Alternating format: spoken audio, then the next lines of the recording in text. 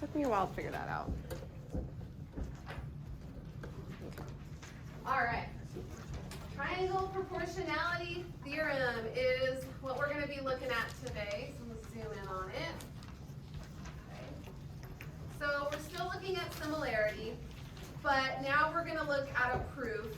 And it's important that you guys see this proof. And I even considered skipping it just because proofs are not my strong suit either. But it's important, especially for our juniors, or some of you are going to be juniors next year when you take the state test. It has proofs, geometric proofs on there. So it's really important that you are exposed to them so that you know how to read them and how to understand how to fill in the blanks. Because a lot of the time, you're going to be asked to fill in the blanks with those proofs. So we're going to prove the triangle proportionality theorem and its converse. In geometry, anytime we come up with something, a rule that we get to use, we call it a theorem, or sometimes we call it a postulate. But we usually have to prove that they're true in order to use them. We can't just go off and use them. We have to know that they're going to work for everything. And then we're going to apply this theorem and its converse. The converse just means the reverse order of the statement. So you'll see that in a little bit. So Clarissa needs to find the distance across a lake in the national park. She locates points A, B, C, D, and E, takes the measurements shown. She thinks she can use similar triangles to find the distance. So I see the lake. Mine's really faded, but yours should be a lot darker. Here's my lake. Okay. All right. And she's looking for the distance across that lake. Okay. And she made all these measurements. These little arrow thingies, what do they mean about those two lines? They're parallel. Parallel lines are kind of important because they help us with some certain angles in here, which we'll talk about in a little bit. So number one, if MR is parallel to ST in the figure below, explain why triangle MAR is similar to triangle SAT. So now we're looking at this triangle, okay, and it's going to help us be able to solve this one later on, okay. So MR is parallel to ST. If they're parallel, then we need to explain how those two triangles are going to be congruent. So remember how we said yesterday, what do we have to do with these two triangles? Separate them, right? So let's go ahead and do that. MAR, and then the bigger one, SAT. Mar and SAT. All right, obviously they have the same angle A. They have that in common. Okay. But what's key here, because they didn't give us any other numbers. What's key here is this statement. If MR and ST are parallel, so draw the little arrow thing on that picture. If they are parallel, then corresponding angles are congruent. So for instance, we have angle M would correspond to what other angle? Yeah, so M and S are congruent. Angle R, all marked with two lines because it's different, would correspond to what angle? T. So we've got two other angles, so corresponding angles are congruent. In similar figures, this is always true, and you just answered a question like this in the warm-ups today. Corresponding angles are always congruent.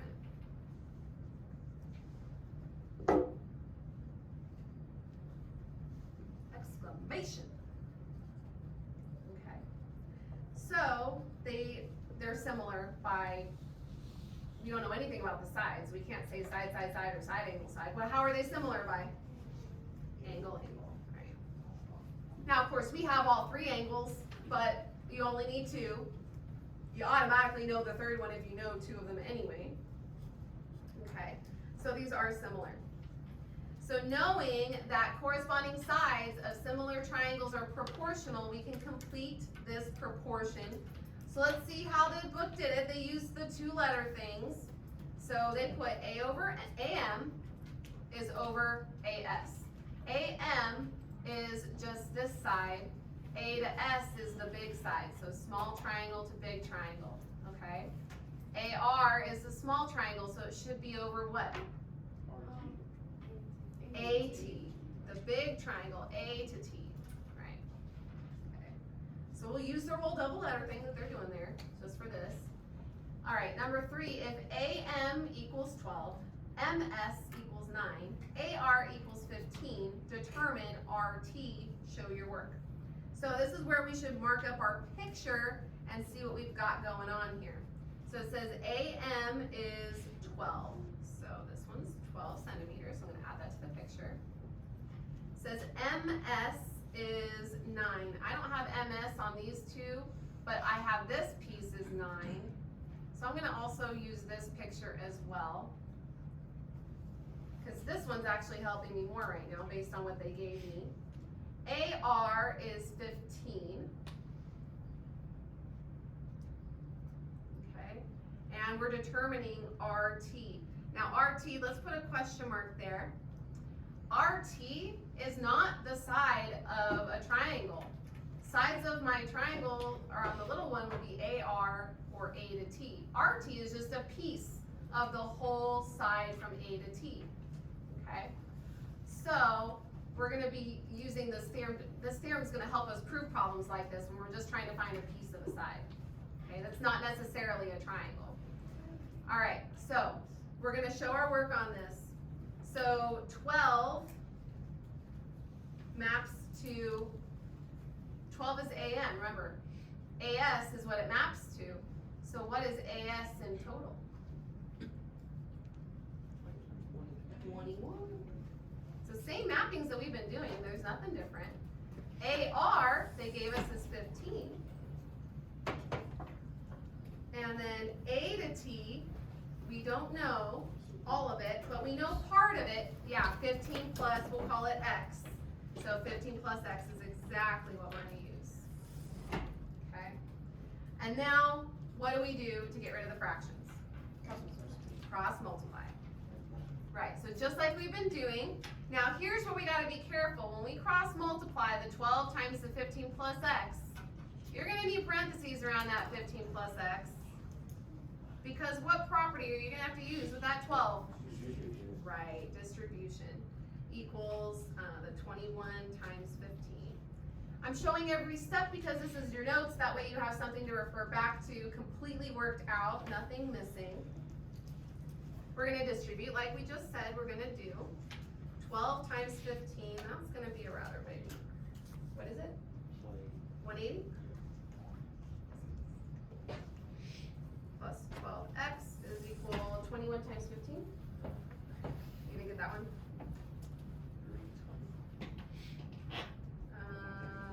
You're close. 315. That was a really good guess though. Okay, we gotta solve for x. What should my next step be? Minus 180. Okay, we'll take this over here because I'm running out of room. So I've got 12x is equal to 315, take away 180. Just doing that in my calculator, I get 135. Now what? Divide by 12.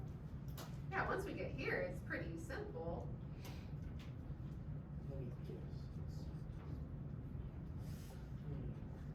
What's your best guess, Braden? 3.6.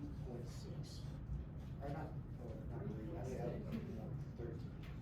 Wait, what is it? 135 It's 135 divided by 12.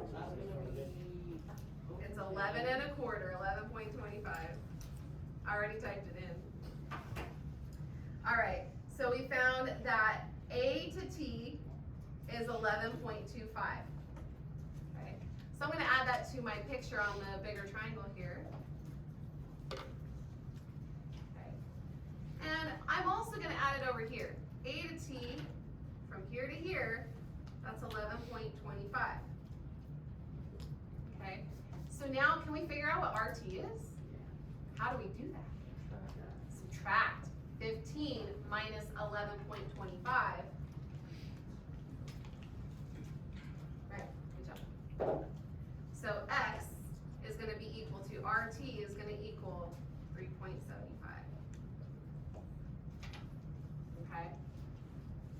So, using the pieces of the whole to get there. Yes, Ariana? Wait, how did you get 3.75? Well, I know that AR is 15, right? That was given information. And we just found that A to T, that whole side is 11.25, or, yeah, 11.25, so we just subtracted the 2 from them.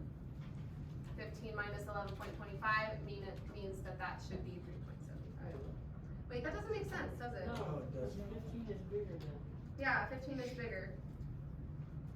So, 15 plus X, Oh, yeah. yeah. How does that equal 11.25 then? Yes, 75 plus 25 equals 1. Oh, that's because we just solved for X. So we just solved for X, so this is itself 11.25. I messed up, I'm sorry, so that's not correct. Just the X is 11.25. That makes more sense. 15 plus 11.25, the whole thing, A to T, would be adding those two together. Sorry, that was my bad. Okay. That was the first time. I am like focusing, like I'm not dead serious. My foot is killing me. I'm in so much pain right now. So I'm just gonna be really real with you guys. I'm gonna be $1.50 with you. I know I didn't say that right. All right, number 4. MS is equal to 8, AR is equal to 25, RT is equal to 10, determine AM. So I want to draw a new picture because they're giving us new information. I'm not going to separate them this time because it's actually easier if we keep them together. So I'm going to draw my MR, A is up here, that's an R.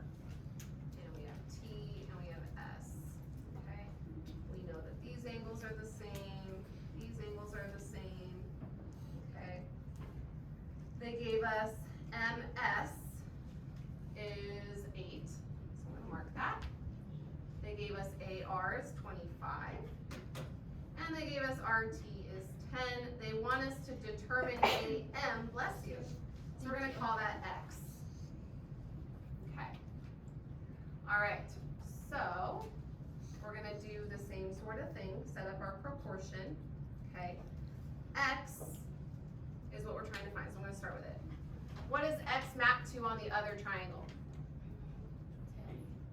It's not just 8, because that's just a piece of it. X plus 8, yeah, that whole side. Equals, now I have to go little triangle to big triangle, so 25 is the only other side we know on the little triangle. What does it map to on the big triangle? 35. How do we get that number? By adding 25 plus 10. That adds up to that whole side. Okay. All right. We've set up our proportion. Now what do we need to do to solve? Cross multiply. So x times 35 is 35x is equal to, on the other side, 25 times x plus 8. Okay. And what property do I need to use? Distributive. So we're going to distribute that 25 in there. So we'll have 35x is equal to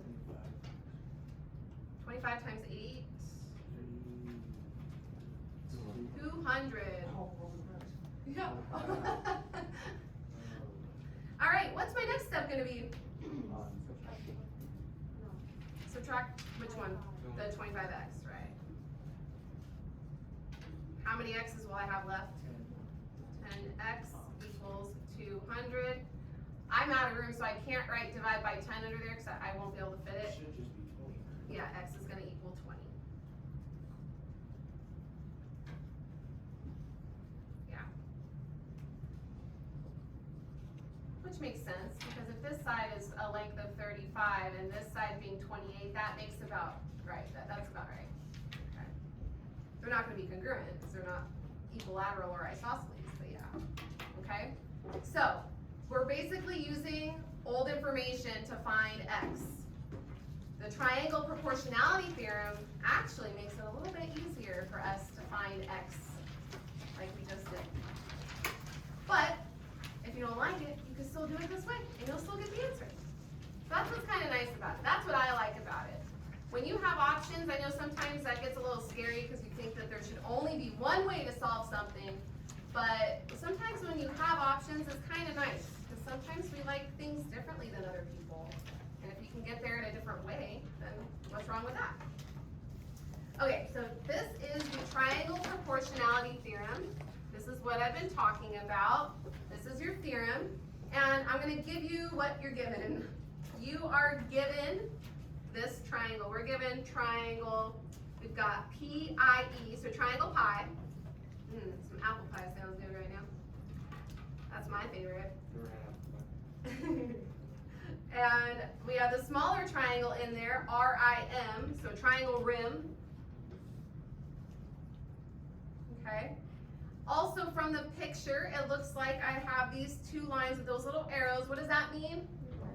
Parallel. So I'm going to put with, when we say with, a lot for short, we could put a W and then a backslash. So with, we have that RM, and then do your two vertical bars. That means the word parallel to PE. Somebody who just came from PE, or you're going to go to PE. All right, so that given information, I didn't really give it to you. The picture gives it to you. It gave us those two triangles, and it gave us that those two sides inside the triangle are parallel.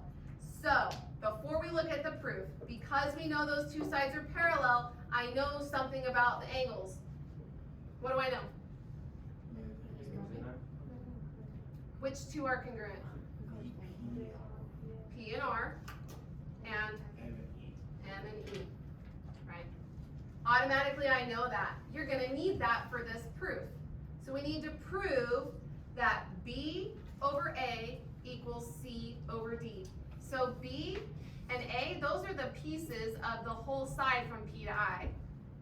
C and D, those are the pieces of the whole side from I to E on the big triangle.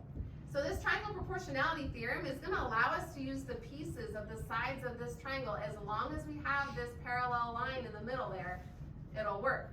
So let's prove it. So whenever a proof starts off, it will start with what's given. So triangle PIE and triangle RIM with blank parallel to blank. What should I put in the blanks? RM and PE. And that's what's given. Okay? We have a statement, and then we have to have a reason to back up the statement. So statement number 2 is missing, but its reason is there. So let's read the reason. If two parallel lines are cut by a transversal, the corresponding angles are congruent. So these are two parallel lines cut by a transversal here and also cut by a transversal there. Those corresponding angles are congruent. So that means that what we just said up above, that these two angles are congruent and these two angles are congruent. So my statement will be angle R is congruent to what angle? Angle P, comma, angle M is congruent to what angle? Angle E. Okay. Number 3 is completely blank, but we're talking about angles right now. We just talked about 2 sets of corresponding angles. There is a third angle that occurs on both of these two triangles, PIE and RIM. What angle is it? Angle I. Yes, I'm going to mark it with 3 lines. It's obviously congruent to itself, so that's exactly what I'm going to put. Angle I is congruent to angle I. We always use capital letters for the angles. And the property or the reason why I can say this is because it's always going to be equal to itself, but the official way to say that is it's reflexive.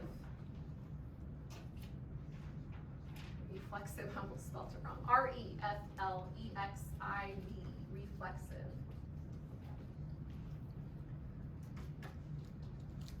Okay.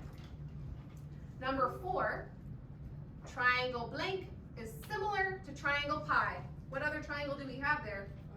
Rim, right. Well, how are they similar? Angle, angle, yeah, the angles. Angle, angle, similarity. We've been doing that this whole time. All right, number 5, they put B over B plus A. B plus A, that's correct. Small side over big side equals C over C plus D, small side over big side. Okay, that's because corresponding sides of similar triangles are proportional. We answered that in a warm-up this morning and yesterday and also on Friday. Corresponding sides of similar triangles are proportional. And that's just by definition, so there really is no shorter way to say that. It's just putting its definition. Sometimes the reason for a statement is purely a definition. Okay. Then I see that it looks like they cross multiplied. Okay, but they have B times C plus D, but they also have the B plus A in there. So we'll get to that part in a second. So even if you don't know how they got from here to here, we do see things that cancel out, right? What cancels out on the left here? B plus A.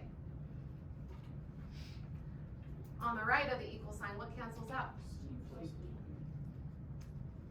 Okay. So they did cross multiply. That's how they got the B times C plus D and the C times B plus A. But they also multiplied B plus A again, top and bottom, and they multiplied top and bottom by a C plus D, okay, on both sides in order to do that. So basically it's cross multiplication. They just did it an extra way, but you get the same exact thing if you cross multiplied. Okay, so they just went a little bit extra.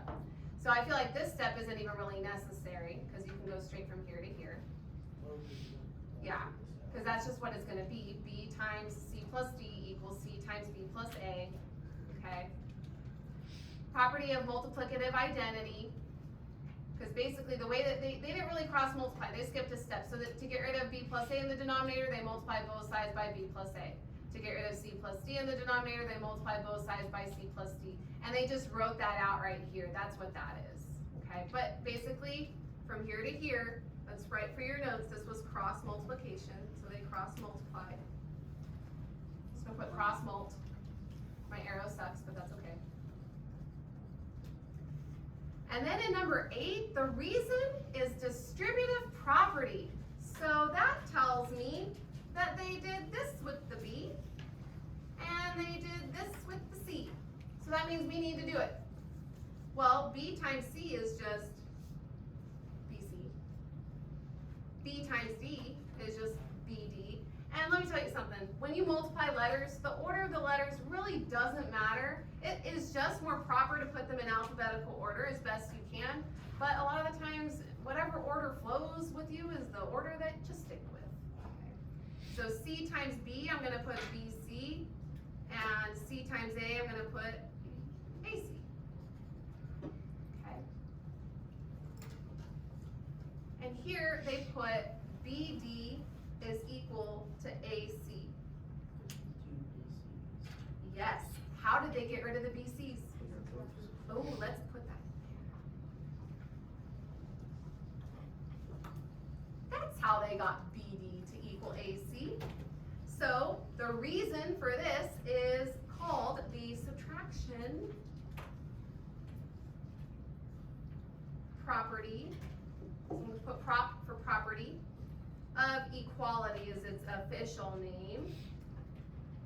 Okay, because you do it to both sides to keep it equally balanced. So it's property of equality. Whatever you do to both sides is a type of property of equality. Okay, and now they have BD over AD equals AC over AD. Okay, so what they did was here is now we're trying to divide. Okay, they're trying to get rid of the D in front of the B. They're trying to get rid of the A in front of the AC. Okay, so when we do that, what does anything cancel here? Are you sure? The A and D. The D's and the A's. So we get to do that because when you cancel stuff out, that's basically division. And for property of equality, this is how I abbreviate it. POE. Division PO. Property of equality. So we'll get B over A is equal to C over D. And we got that because we simplified, because we canceled things out. Simplify is a perfectly acceptable reason. And that is what we had to prove. We had to prove B over A is equal to C over D. Yeah. I told you, I gave you $1.50. Right? Did I use that correctly? What does No. that mean? I don't know. Just told me to say it. I'm being real with you is what it means. I do know what it means. No, it's That's what it means, I mean, real. not 150.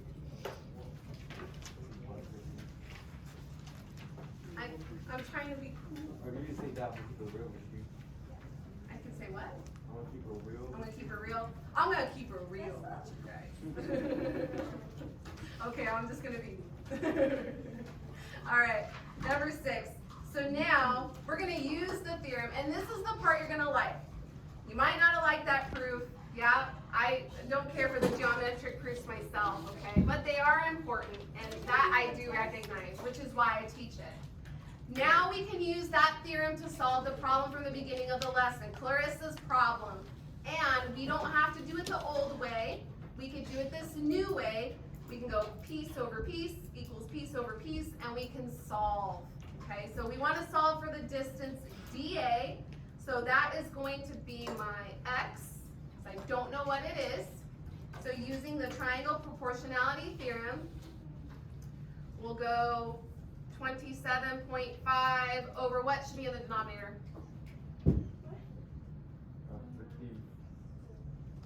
54. Piece over piece equals piece over piece. So the other side should be what? Over x. Right. This is using the Triangle Proportionality Theorem. So anytime you see something like this, you have to know that these two sides are parallel to do this though, okay? You don't have to separate the triangles anymore. You can set it up like this. And that's what's nice about the Triangle Proportionality Theorem. Once you get to use it, it simplifies things for you. All right, how do I solve this? Cross multiply. So I'm gonna have 27.5x is equal to 54 times 29. Let me get this, let's see.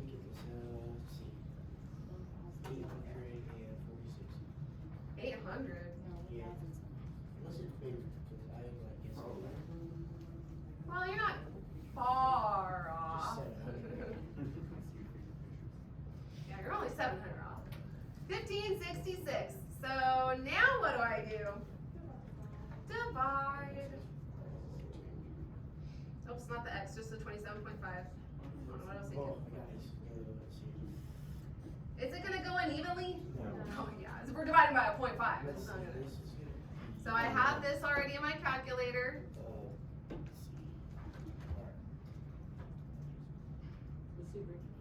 Big numbers, I got this. 16. 56. I have. 56. 56.9. And what units are we using? Kilometers. Kilometers, kilometers, you can pronounce it either way, it's fine. Alright, so state the converse of the Triangle Proportionality Theorem. So I said I was going to come back to that from the beginning of the lesson. The converse means the other direction. So the other direction of the theorem should also be true. It's basically if a line divides two sides of a triangle proportionally, that's a key word. If I know that they're in proportion, then it is parallel to the third side. So the other direction of this theorem is stating, well, if you know that there's a line, it divides two of the sides proportionally, because they're in proportion, then we can automatically assume that those two sides, like these two sides, are going to be parallel. Okay? So that's what that means. And once you know that these two sides are parallel, it opens up what we know about the angles, and you're allowed to use the triangle proportionality theorem to solve. Okay? We're not doing number 8. We are going to look at the check your understanding. We have triangle SAT, S-A-T. Oh boy. Okay? It's not scary, promise. And we're going to solve this. It says determine if each statement is true or false. So AM over MS, okay, triangle proportionality, equals AR over RT. Is this true or false? True. That uses the triangle proportionality. Piece over piece equals piece over piece. What about B? AM, that's this piece, over AS, that's the whole side, equals AR, that's this little side, over RT, that little piece. Is that true? No. What should that denominator be instead? AT, right. So this is what makes it wrong, so this is false. What should we do? It should be AT. So let's add that. Let's put should be. This is the old method. Small side of the triangle over big side of the triangle equals small other side of the triangle over big other side of the triangle. So it should have been A to T, not R to T. You have to go one way or the other. You can't mix the two. Okay? All right, so now, number 10, it says if AM equals 8, AR equals 12, RT equals 5, what is MS? So we're going to use that picture, we're going to mark it up. AM is 8, so let's draw in an 8 for AM. AR is 12, so we'll write in a 12 for AR. RT is 5, so we'll write in a 5. MS is what we're trying to find, so what variable do you guys want to use? X is perfect. All right, we know that these two lines are parallel, so I get to use the new theorem, the triangle proportionality theorem. So how should I set this up? Small to big, so 8 over X equals,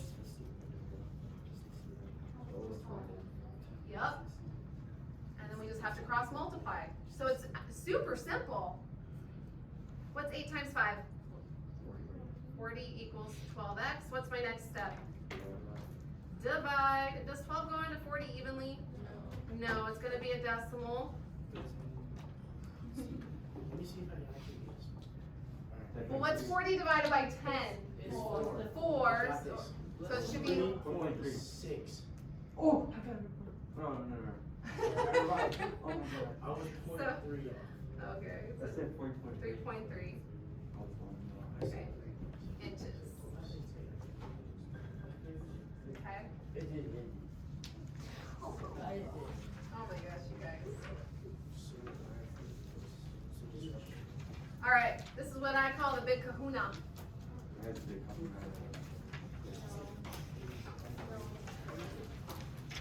It's like the biggest triangle ever. And you're given a lot of things. This is my big kahuna. Yes, all these lines are parallel. RE is parallel to AT, is parallel to IO, is parallel to NS. Okay? So that means we get to use the triangle proportionality theorem on all of it. Okay? Ooh, look, let's go find ET. ET phone home. Have you guys seen that movie, ET? No. You guys should watch it. If you haven't seen it, it's a classic. You should watch it. It's like the OG. It's like, What a classic. it is. It's a classic. It's a Steven Spielberg classic. All right, ET. ET phone home is right there. So I'm going to call that X. Okay. So since ET is what I'm going to try to find, I don't need the whole rest of that triangle. I only need this part. So let's set up the triangle proportionality theorem. How would I set this up?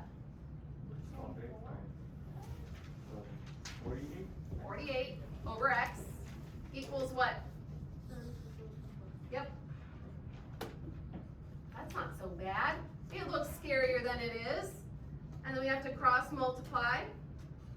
48 times 24, 1152. Equals 36x. What's my next step? Divide both sides by 36. I don't know if it's going to go in evenly. Oh, it does! You got it today. So 32. So x equals exactly 32. So ET, phone home, is 32. So now that I know that x is 32, I'm also going to add that to my picture because I might need to use it for one of the other ones. Alright? So now letter B says to find AI, artificial intelligence, is what I'm thinking. AI, we're going to name that a different letter, so I'll call it Y. That sounds perfect. Okay, so now since it's down here, I'm going to ignore this last part of the triangle and use this whole side, this whole side. So when I set this up though, I'm not setting it up by 3 pieces. I'm only going to use 2. So I need to divide this into 2. Well, Y is one of the pieces, so the other piece must be this whole side. So what do I have to do with those 2 numbers? What's 36 plus 24? 60. 60. So I have 60 over Y equals, now on the other side, I need to add up those 2 corresponding sides. 80. 70, 80, yeah. So 80 over 40. What's the meaning of Israel? And then, what do I do? Cross multiply. 60 times, I know 6 times 4 is 24. So 60 times 40 is going to be 2,400 equals 80y. And then what do I do? Divide by 80. 30. Is it going to go in evenly? Oh, you're right. Yeah, it's 30. She got it. So y equals 80. So AI is 80. AI is Oh, 30. 30. It said 30. I don't know why I thought 80. Okay. All right, and we'll end it right here. But that's basically what you guys have to do when you have a big one like this. It is only going to be 2 sides compared to each other, so you might have to add a couple of the pieces together. Okay? All right, your homework is a PDF loaded on Google Classroom. It's 20.3, numbers 61 through 70.